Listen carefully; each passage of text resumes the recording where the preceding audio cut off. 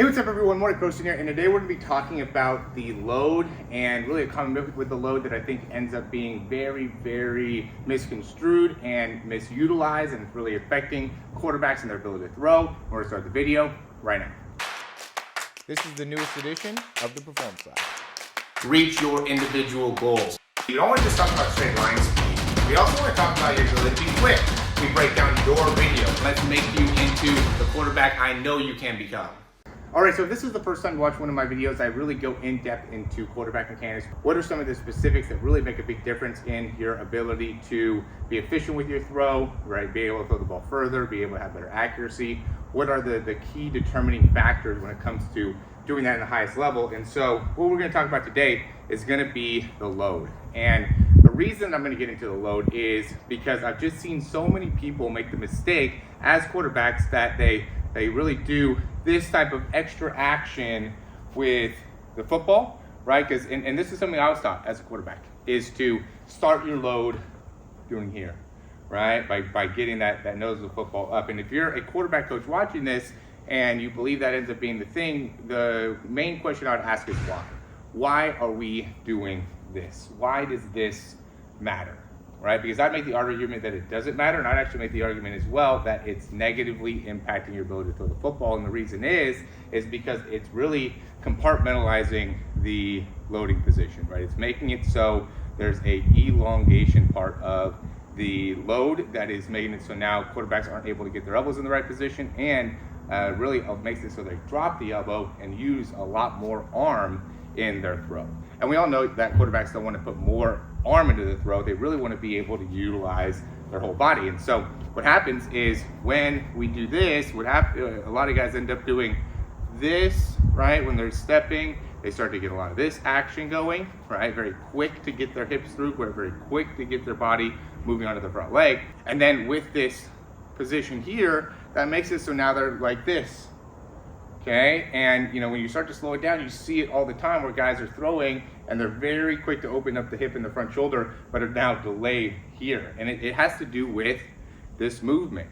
Okay, so what I've been teaching guys recently is to keep that as compact as you can. You need this, okay? You need elbow up. It's not that we're trying to take away elbow up, it's we're trying to take away extra action with the wrist, extra movement with the nose of football going back, with the nose of football going out. We see a lot of guys that are like here with the football, right, and then go out, or here and do all this extra movement, and even go up, right, with like the index down, pinky up position. All this stuff is doing is making it so now we have to do this in order to come through. So as much as I think it's important to create the opportunity for quarterbacks to be able to feel the load, right, and be able to get the action going with the elbow as we're taking a step, we should not make it so this movement here is separate than the entirety of the throw, right? We should be able to go and load back and be able to come right around the throw all in one smooth motion. It should not be one and then two. It should be one action. So if you're loading and you have a separate movement, a long movement, okay, that's a big thing, is it ends up being so long of a movement, and it ends up separating this from this. And that's where that elbow drop happens, that's where elbow pain happens, that's where shoulder pain happens, that's where not being able to properly sequence the throw happens. And I do want to say this just because I don't think I have it on video, at least haven't been able to find it on video.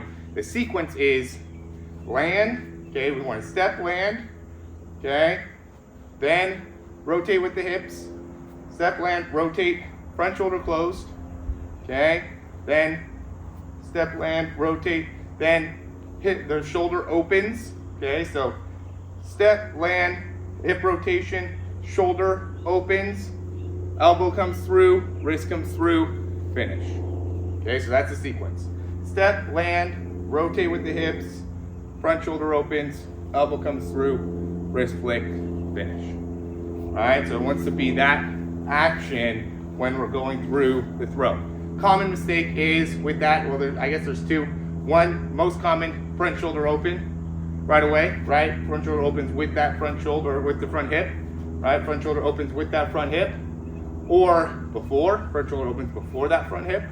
Okay, more likely that they both happen simultaneously. Also, elbow and wrist come together simultaneously, right? Elbow first, then wrist flick. Doesn't want to be, we want to be able to get here and then get that action, not get to here, okay, as soon as we're coming around. We want that elbow to be leading and the wrist to be behind. And typically when we see that happen is when we see more of this movement, right? Because now we stop the elbow drive and we get the wrist to the same position. Okay, but we do want to understand the sequencing in order to most effectively throw the football. And I wanted to get that on film. So you really get an extra bang for your buck here. Not that you ended up having to spend any money to watch this video, but you're going to get a lot of information from this. Not only the sequencing, but also the importance of the load and what you should be utilizing during the load. I'd love to hear you guys' comments on this and what your feedback is, especially any coaches that have heard that we need to have this first action here, because I think that couldn't be